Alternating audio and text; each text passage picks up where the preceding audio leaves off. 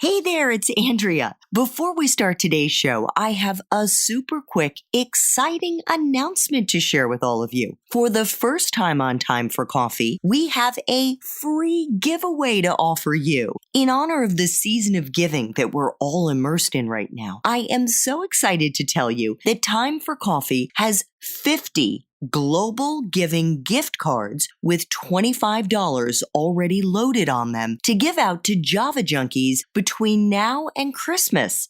In case you're not familiar with global giving, it's the largest global crowdfunding community connecting nonprofits, donors, and companies in nearly every country around the world. These gift cards will make wonderful stocking stuffers or thank you gifts or secret Santa presents to give your colleagues or your professors or guidance counselors, your mentors, your mailman. You get the idea. Even that cute guy or girl you want to get to know better, but don't want to give them something romantic, at least not yet. The way these gift cards work is that you can redeem them by going onto the Global Giving website and picking any of the hundreds of different amazing projects Global Giving is featuring in countries around the world. Then your $25 gift card can be used to support any of these projects.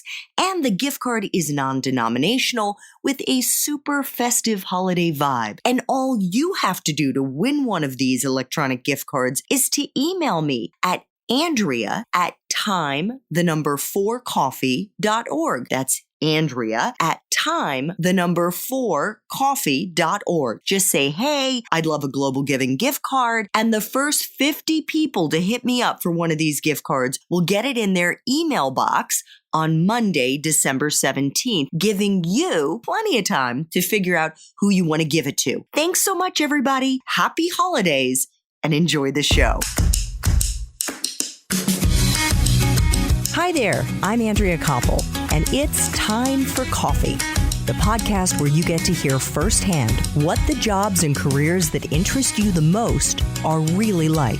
Hey there, Java junkies. Welcome to another episode of T4C. I am so glad you pressed play. If you're interested in breaking into the world of advocacy, changing government policies, and maybe even getting new laws on the books, then this is the episode for you.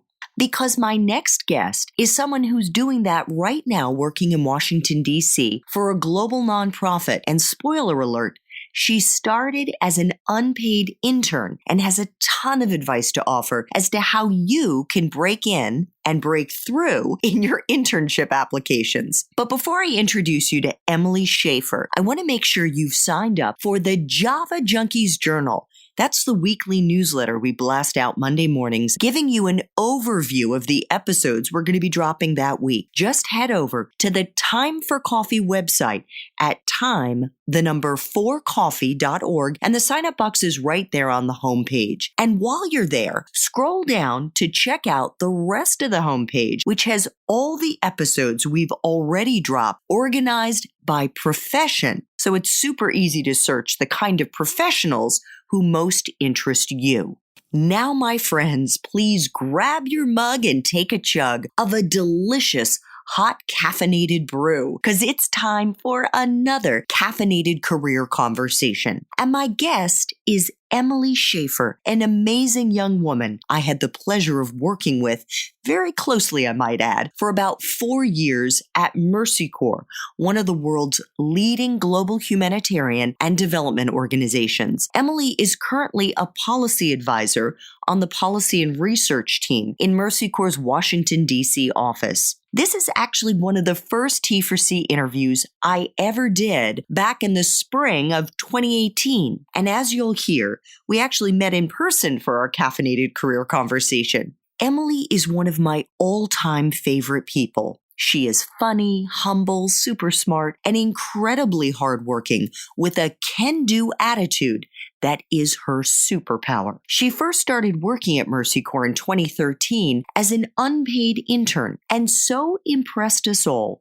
that I soon hired her to be my executive assistant and the office administrator. Today, Emily is a first-class policy advisor and someone who has a ton of wisdom and insights to share with the Time for Coffee community. I'd say a normal day for me is coming into the office, catching up on the news, catching up on my email, seeing what country directors have sent me, seeing what is trickling down from kind of the upper echelons of the organization, what emails I need to answer. Then it's meandering and about town, going to different meetings, meeting with other folks in the NGO sector, at coalition meetings, meetings on Capitol Hill, meetings with the executive branch, coming back to the office, writing different materials, writing petitions out to our grassroots supporters, writing briefing materials for my boss, all types of different things. Give me a sense of what's in your portfolio in terms of the issues that you manage for the team, and kind of take us behind the scenes on like something that you're working on right now. I cover quite a few different things, and some of them are not quite connected to the other. So I cover refugee policy for us. I cover youth and gender, development finance. I work on budget advocacy, so working through the appropriations process and seeing how we can influence policy and funding that comes from that. I also work on some humanitarian crises, including Myanmar, Bangladesh, as well as the Democratic Republic of Congo and the Central African Republic. So holy cow. Quite a few different things. There's been a huge learning curve, I think, on all of those. Every day I'm still learning.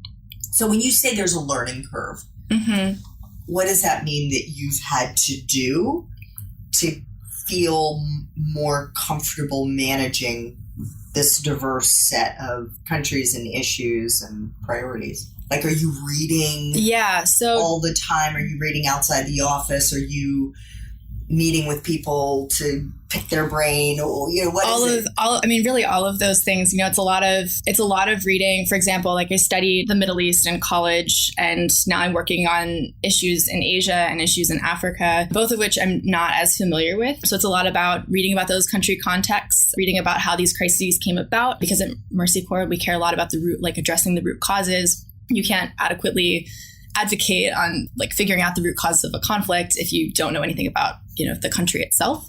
So reading is really important, but also figuring out kind of what discussions are happening in DC. So, it's like catching up with people after a working group meeting or grabbing coffee with someone, because, what happens in the news is kind of a week behind what conversations are happening, I think, in rooms around DC.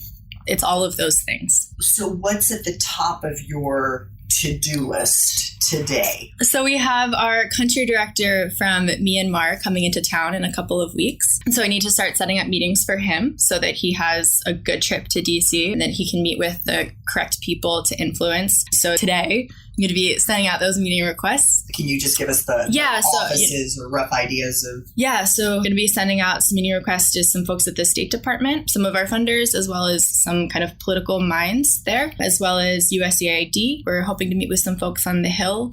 Right before that, our Vice President of Policy and Research is going to be doing a briefing on Capitol Hill, focusing on Myanmar and Bangladesh. And so all of this is kind of, I have to prepare her as well. We're going to try to meet with some folks from think tanks, maybe do a briefing for the other NGOs based here in Washington. I have to set up some internal meetings just because everyone wants to meet with the country directors when they come in from out of town. It's a long trip, and so we want to maximize the time that he's here. So when you're thinking about like the meetings to set up, for example, on Capitol Hill, what are the criteria that you're looking for in the staff and the offices that you select? So I'm looking for people for offices and staff who have been engaged in these issues previously. This country director is only going to be in town for 2 days. So we've got a really limited window, so we can't take him around to cultivate champions, I think, at this point. So now we're looking for members who have co-sponsored legislation or been very vocal about the crisis so that they can get kind of a picture from the ground of what's going on. Are there going to be specific asks that you go into those meetings with? Absolutely. Give folks an idea of what an ask might be. I think not an easy one, but an easy one in this kind of situation would be asking for more social cohesion funding. There are groups kind of pitted against each other. And so we could go up to Capitol Hill and ask for more funding for kind of the funding streams that fund that type of program. And then at USAID or the State Department, we can emphasize how these programs are really working and why they should continue to program these types of programs. Does Mercy Corps currently have funding to do sort of conflict mitigation work or peace building work in those contexts? Like, what are you drawing from as evidence that this type of programming works? So I can use another example of where we're drawing from evidence, and that's in the Central African Republic, in CAR, as it's known. We had this great program, and it actually wrapped up a couple of years ago. We did a conflict mitigation program in the midst of the crisis between 2013 and 2015. We did a baseline survey, and then we did an endline survey after the program was over. And we found a 532% increase in trust between opposing communities. And we saw that fighters voluntarily put down their weapons, gave their weapons away in order to lead and participate in peace committees because they wanted to bring peace to their community. And that's the type of evidence that we like to draw from in all of these contexts as much as we can to show that these types of programs work. Just so our listeners know, I mean, what I'm trying to do, there may be some of you out there who have experience in advocacy work. I think we are speaking here to those who don't. Mm-hmm. And so to give you a sense of what a policy advisor will do. So Emily was just like setting up meetings, but then you're in the meeting. Right. Take us into the meeting with your country director, in this case from Myanmar. How is a meeting run? What do you do? And then how do you prepare the country directors so that you know at the end of the meeting, you will hopefully have accomplished what you went in to achieve? So preparing for the meeting, we like to sit down with our country directors, and we like to develop these asks before they get to Washington. They come out of a combination of what the country director is looking to achieve and what we as Mercy Corps here in Washington are looking to achieve. As an example, our country director might be looking to program some type of program and you can't find funding. And so we in DC are like, well, we can kind of, help trace that line through Washington and down to your country context. Insert country here. All of that kind of feeds into the talking points that we develop before a country director comes to town, and we sit down hopefully for an hour or two, but when they get here, to go through all of the meetings that they're going to have and identify, which ask kind of matches with each meeting. And we go through all of the questions that they might be asked, what's on the top of their minds. Are they going to be asked about sanctions? Are they going to be asked about an election here? Insert country X here. All of those kinds of hot button issues that maybe the country director isn't thinking about in the context of a humanitarian or development program, but is important because we need to seem relevant. We need to be relevant. So then, before a meeting, we'll go in and we'll, sit and quickly go over what does a staffer, what does a USAID staffer, what does a State Department staffer, what does a Capitol Hill staffer need to know when they walk out of that meeting? And we need to make sure that we communicate that point to them. All the other stuff is kind of not noise, but a little bit of noise. And that's what they need to walk away with. So then in the meeting, if I've set up the meeting, I'll run the meeting. Then I'll introduce the country director, and the country director will talk and give a 15, 20-minute overview and then give the staffer a chance to ask questions because often they haven't been to that country and they really want to know what's going on the ground. In that conversation, we need to make sure that we infuse our talking points. So that's either if the country director doesn't do it, then that job falls to me to do that. Then we just do that for a marathon of 2 days to a week. I should say to people, maybe I should have said this up front, that you and I used to work together. This is true. So I'm asking some leading questions. Just a bit. Just a bit. And another function of your job has been writing a policy brief. Why don't you tell folks what that is? It's a document that we can leave behind in a lot of different circumstances. We can send to people. It's a great way. A country director may only be here for 2 days, but a policy brief is something that we can leave behind and they can have a paper copy of it or an electronic copy of it to kind of refresh their memory and remind them why they should care about our issue. So it really needs to outline in a very clear and concise way what the problem is and what our suggested solutions are. It needs to be short, sweet. Policymakers don't have a ton of time. The staffer is just given 20 pieces of paper. And all of these papers are, one sheet of paper with different asks on them, but that's a lot of paper for them to go through. Are you saying that one organization is giving them 20 pieces? No. It'll be a coalition meeting, okay. And the different people in the coalition will bring different pieces of paper. Then they have a menu of options to choose from.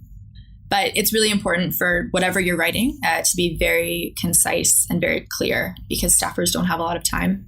They need you to get to the point quickly and clearly. How do these meetings help in terms of building lines of communication between particular offices? And why is that so important? I'm thinking, like you mentioned, how you pick the offices that would be most important to bring your Myanmar country director to. But there's a longer relationship that goes beyond Myanmar that can also be enhanced. Right. So, for example, appropriations, I think the relationship is especially important. I think the appropriations process is one of the few processes that move on the Hill every year with like consistency. That's one thing that we can kind of engage in all the time. And that's a relationship that we want to continue. We want to continue to build relationships with appropriators and appropriation staffers because we want them to know us and we want them to see us as a value add to their work. We want them to know that they can trust us, know that when we can't tell them something, we will be honest about that, and that they can rely on us for smart, relevant, true information. Another tactic that people in the policy influencing space try to use is, for example, if there's going to be a hearing, or maybe even encouraging staffers in an appropriations function, or let's say Senate or House Foreign Relations or whatever it would be to have a hearing? Yeah. So like you want to be the person that they call when their boss is like, we want to have a hearing on XYZ issue. We know that we've seen you guys up on the Hill over a long period of time, and we know you're very active and vocal on it. We want you to come testify. It's a great way to raise your profile, in addition to being a great way to inform members of Congress and inform a broader community of people who are interested in foreign policy issues and inform U.S. policy writ large. What's the hardest part of your job? I think the hardest part is wrapping your head around all of these issues. As I mentioned earlier, I kind of cover a broad range of issues, and a lot of them are things that I never thought I would be working on ever. And so learning and getting up to speed and being able to sound remotely intelligent in a meeting takes a lot of work, and it takes a lot of preparation, and it takes a lot of willingness to know that you're not the smartest person in the room. I think that's kind of the hardest part. And, jumping around from issue to issue and needing to flip your brain from one thing to another in 15 minutes can be tough, but we do it. And what do you enjoy the most about your job? I think it's two sides of the same coin, right? Like, I love learning new things, and I love challenging myself to learn new things. To be a PhD, I could never do it. Like, I could never focus on something, on one issue for that long. And so getting to do this policy work, I get to switch my brain off of one thing. And when I'm stuck on one thing, I can move to another thing because there's no shortage of things to work on. So again, part of full disclosure, Emily and I work together. I know her background pretty well. And you should know, if you were to click on her LinkedIn profile or just do a little basic digging, that Emily only graduated from college 5 years ago. It's pretty amazing what you have accomplished in just 5 years out of school. When you were at McDaniel College, majoring in political science and international studies, did you know what you wanted to do with the degrees?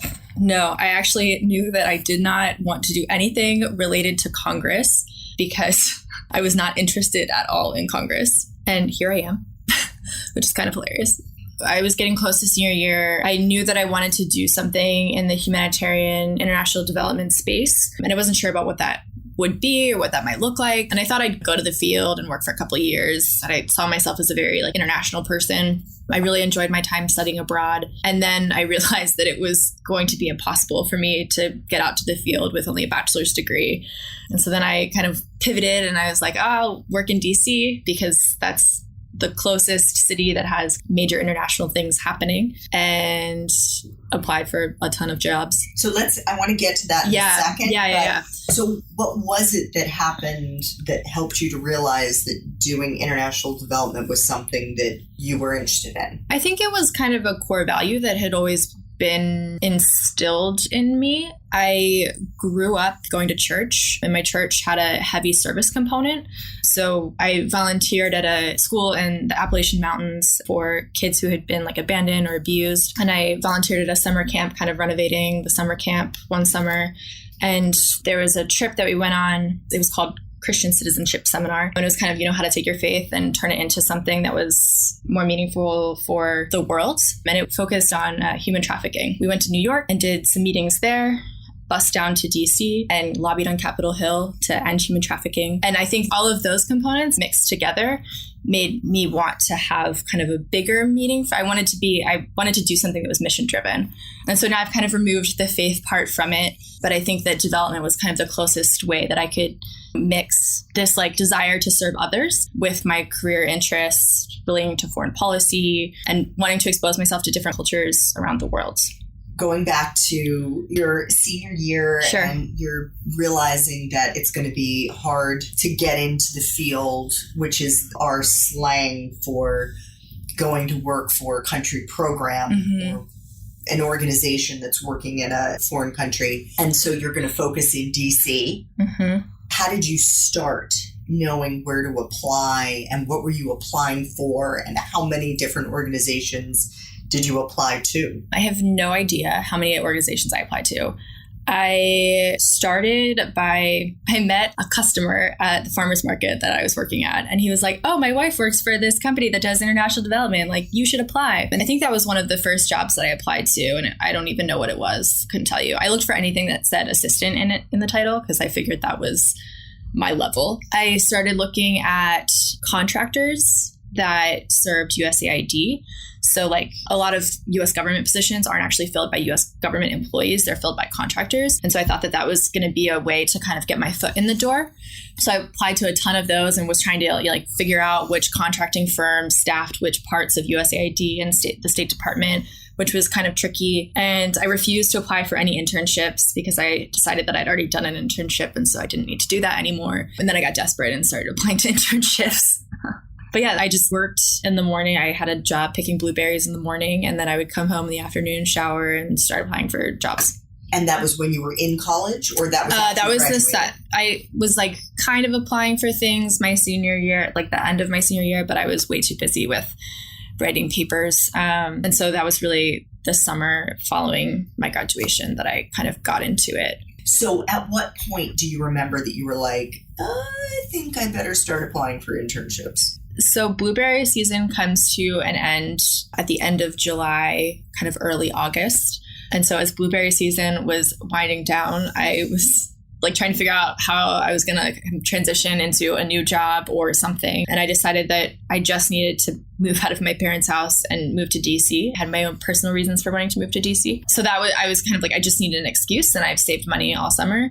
So I can afford to go find a place and intern and hope that someone will hire me. And if not, I need to start waiting tables. So it was end of July, I think early August, I applied to a couple of internships, and then I got 2 interviews on Capitol Hill and 1 at Mercy Corps. So I scheduled them off the same day, and I went to an interview on Capitol Hill, and it was probably the worst interview I've ever done. It was not good. And what made it so bad? I was not prepared. And they gave me some questions that were not critical thinking questions. It was just kind of listing off leadership, and they were very fact-based questions, and I had not prepared for that. And as I mentioned earlier, I had kind of zero interest in Capitol Hill at that point. There were probably some other students or recent graduates that were much more qualified and who would have enjoyed it a lot more at that point. And then I went to my interview at Mercy Corps, and our old colleague, Carrie, asked me some really tough questions, and I was challenged, and they made me think, and I just felt like it was a good environment for me. But it was a different type of hard questions from Capitol Hill. Yeah. They resonated with you. Yes. I'm going to this meeting later today with a Republican member of Congress, and the Syrian conflict had not just started, but was really starting to get pretty bad. What would you tell him to solve the crisis or to mitigate the impacts of the crisis in Jordan and Lebanon? And my answer was not great, but it was just that kind of question that made you really think critically, that I was like, this is going to be a good environment for me. And because you were in particular interested in what was happening in the Middle East. Yeah. That must have resonated yes. with No, you. definitely. I had studied the Middle East. I had studied abroad in Jordan. And so I was like, oh, these people care about the things that I care about. And it's always good to be surrounded by people at work who care about the things that you care about, of course. So we're going to give the punchline here. You got the job. I got the job. You got the internship. Yeah. And I can speak in a moment from the perspective of somebody who was on staff and who interacted with you when you were an intern. But can you talk about what you were doing in the internship to make an impression on people around you? Because I assume that you were doing your best to try to influence, to try to make a positive impression. I actually went into the internship with little to no hope that there would be any chance of getting hired. You know, my parents asked me pretty much every week. They're like, are they going to hire you? Are they going to hire you? Are they going to hire you? And I was like, no, they're not going to hire me. There are no jobs here. But that doesn't mean that you shouldn't work hard and you shouldn't deliver your best work. So I just tried to work fast. I tried to work fast and I tried to work smart. I tried to listen and kind of absorb as much as I could. I mean, I just tried to kind of keep my head down and do the best work I possibly could. What do you mean when you say you tried to work smart? I mean, I think that there's a balance between working quickly is really important, I think, in the policy world. Like you need to be able to deliver something to your boss very quickly because things move very quickly. But the flip side of that is you need your bosses to be able to trust the work that you're giving them and trust that you're delivering them like the correct information. For me, it was kind of figuring out what that balance was between kind of throwing something on an Excel spreadsheet, but also making sure that it was factually correct so that my boss didn't go into a meeting looking silly because I hadn't done my due diligence. I think that that's really important. I know because we've had many interns work at Mercy Corps, certainly on the policy team, that they're not getting busy work. They're getting the real deal. That was really cool. I had a couple of internships before the internship at Mercy Corps, and I often felt like I was just getting busy work. You know, you joke about the intern getting coffee. And I had a couple of internships where I felt like I was just getting coffee for people, that type of environment. And at Mercy Corps, I was asked to draft policy briefs. I was asked to draft dear colleague letters. I was asked to do analysis on foreign assistance and the proportion to like grants versus contracts of this certain type of programming. I was asked to write memos on all kinds of things. So it was really intellectually stimulating, which was a real welcome change. Like I was completely thrown out of my comfort zone, but I was really enjoying it because I really felt like I was doing things that were valuable to the team. Well, in a moment, I want to talk with you about the actual internship program that you managed for the policy team. Yeah. But before we get there, do you think you have any greater insight now into how to decipher if an internship is going to be busy work or substance? Do you think there's any advice that you could offer young people who are looking for an internship to help them figure that out before they find themselves sitting and twiddling their thumbs and wasting several months of their life that they could have spent in a more constructive way? I think the interview process is really important. And I think that's really a good way for you to ask questions and for you to kind of figure out what the day-to-day looks like, because a hiring manager should be able to tell you what your day is going to look like. And I mean, that being said, like all of your days might not look like that.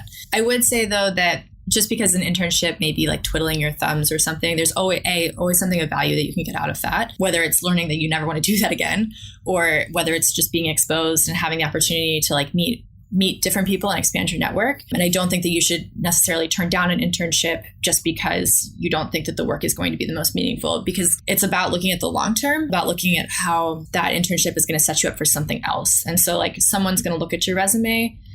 While these 3 months or 4 months like may not be the most engaging, someone's going to look at your resume in 3 to 4 months and say like, oh, well, at least they have experience, had an internship, and then you just got to sell it. So you don't regret those other internships? No. They weren't so meaningful? No, not at all. I mean, I think that they were good opportunities. I think that, I mean, honestly, like, I think that I still had a lot of learning to do. I thought that recent graduate, like I knew everything. And I think that I still had a lot of learning to do and I was still pretty green. And so I don't think that they were invaluable experiences at all. So I want to go back and now add in that other context. Sure. Of having been one of the people, I wasn't your supervisor when you were an intern, but I will tell you what impressed me and our colleagues was your work ethic.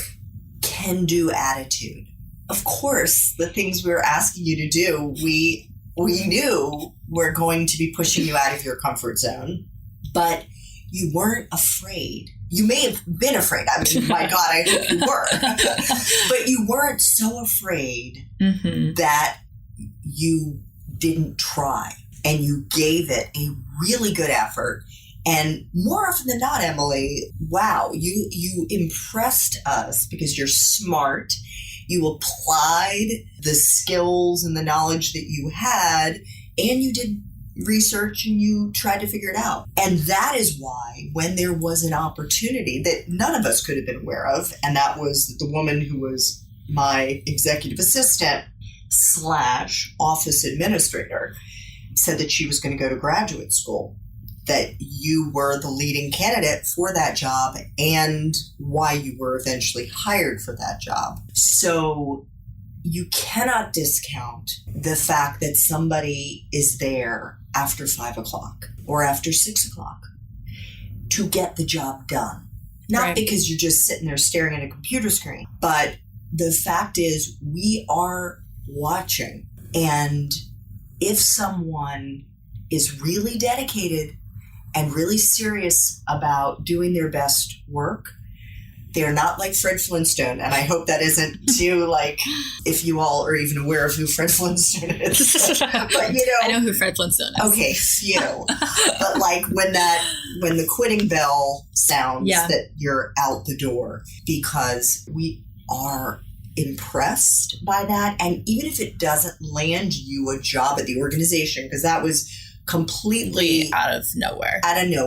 But you want your boss, you want your other folks in the office to write you a recommendation. That's the currency. Yep. To give you an excellent recommendation that will help you when you are applying for that paid job. Yep. I guess, you know, maybe because executive assistant and those entry-level jobs are often the way that a new college graduate gets their foot in the door. Can you talk, Emily, about that and maybe the frustrations of having to do that? Yeah, I mean, you were in a very unusual situation in that you literally wore 2 hats. Yeah. Which doesn't happen very often, but that was the job as it stood, and you did it to the best of your ability. Yeah. I mean, I think the toughest transition from being an intern to being a paid person was that the interns got all of the cool work and I got none of the cool work. So, you know, I had gone from this like intellectually stimulating job where I was writing policy briefs and I like felt like I was really important, to scheduling meetings and fixing the coffee pot and fixing the stapler, to these very like logistics-based tasks that I was kind of like, wow, this was a total 360 and not at all what my education had prepared me for. So that was a bit of a challenge. I think the expectations as an intern are completely different than the expectations as a staff member. And I think that when you are an assistant to an executive, there's a whole other layer of expectations because your job is to make your executive look really good. So your executive wants to know like when her meetings are and wants to be prepared for all of those things. And you're doing expense reports. Right. And it's like, you know, travel planning and. Yeah. So, you know, it's a lot of different things. And it's your executive saying like, I need you to do research on X, Y, and Z. I've got this meeting later. Help prep me. So it's layering in all of those things. And then on top of that, I had the other kind of role, which was managing the office. So it was making sure that on a very basic level, making sure that the printer worked, figuring out office space because we had too many people and not enough desks. That was a big shift. And it was hard. It was not easy. And I think that you can attest that my first year was a little bit of a challenge. It was like growing the confidence, getting in the rhythm and getting the confidence to be able to assert myself in a meeting and tell my boss when she needed to be somewhere. That was really challenging for me. What do you wish you had known when you were in college that you would like to share with other Gen Z millennial types about the way that an office functions, and specifically managing up and what that means, and managing down as you move up in your own career? I can't emphasize enough how important it is to like have a can-do attitude. That's something I see with our interns. Like the ones that are most successful are the ones who are really eager and willing to learn. They have opinions and they have complete and total permission to speak, but they're not telling me that I'm wrong. It's a conversation. I think that that's the most important. That's the kind of the trait actually that sets you up the most, because in any situation you can learn from it, whether it's learning how to manage up and telling your boss, what she needs to be doing, or whether it's learning about how to do a completely different task that will serve you well. But break it down. What is managing up? For me, it's being able to tell my boss what I need her to do. It's being able to prioritize my workload, being able to prioritize, like what needs to happen this week. What are the deadlines that are this week? And asking your boss. And asking and saying, hey, I need you to do X, Y, and Z so that I can accomplish my job. And then reminding them over, whether it needs to be over and over, or just keeping them on the right path so that they can accomplish all the things that their broader strategic goals. That's what it kind of means to me. Mm-hmm. I know personally, one of the things that I never did that I wish I had, which is oftentimes your boss will overload you with a ton of stuff to do. Right. And then I wouldn't ask, so what do you want me to do first? And when do you want that by? So that what happens is you get all these mixed signals because you're doing what you think is the priority, but you can't read their mind. And then I might have delivered something that actually they didn't want me to do until the following week, right? And so it's like having an open channel of communication. Yep. So that you have a conversation with your boss and you're very clear about what it is they want you to do and by when, and helping you to prioritize so that you don't get wrapped around the axle. Yeah, it's doing that over and over and over again. I remember at one point being told that I needed to have something done by XYZ date. And I think getting it done, but then putting something else off because I needed to get this done by XYZ date. And I think you told me, you're like, oh, I didn't actually need it then. I just gave you a date because you asked for one. I was like, well, oh, okay. But and then that other thing was something that I really wanted. Probably. Yeah, I don't know. And I say that your supervisor should be on the hook too, because I clearly didn't give you clear guidance. I mean, it's that like learning to have a conversation with your boss, even though it's hard. I am a very like hierarchical person, and my boss is right, my boss is right, my boss is right, and I just need to do what my boss says. But then it's like learning how to navigate that situation so that you can talk to your boss, and it's not in a way that's like you're wrong, you're doing things incorrectly, or being like accusatory. It's just being able to talk and clarify. Right. Clarify. So, Emily, I mentioned that you ran the Mercy Corps policy team's internship program.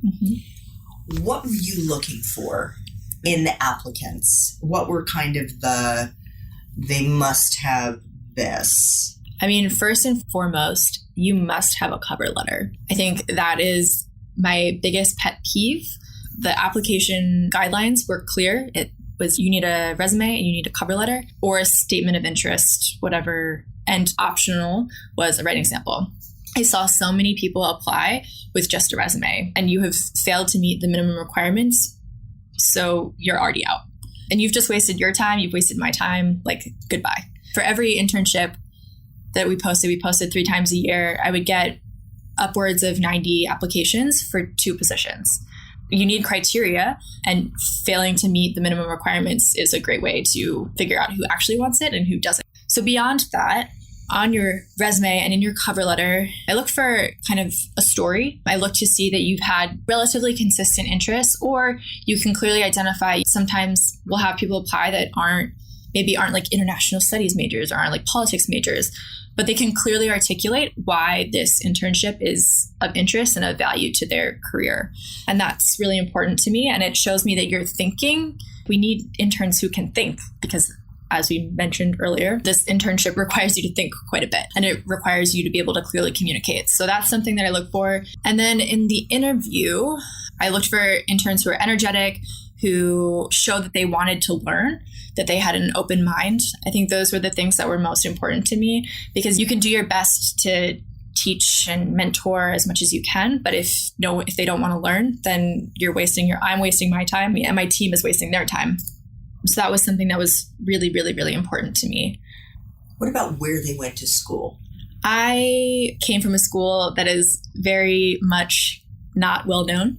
And I feel like someone took a chance on me hiring me because I was not a known quantity. I didn't come from this like super prestigious pedigree. So I looked for students who came from places that weren't the usual suspects, because I think that DC has so much to offer, and we can and should, lift up people with different backgrounds. I think that that's quite important, because I don't think that DC should just be this like exclusive mix of students from like SAIS, Georgetown, and GW. I think that that's really exclusive. And I don't think that's like the behavior that we should model, especially in a place where our mission is an inclusive mission.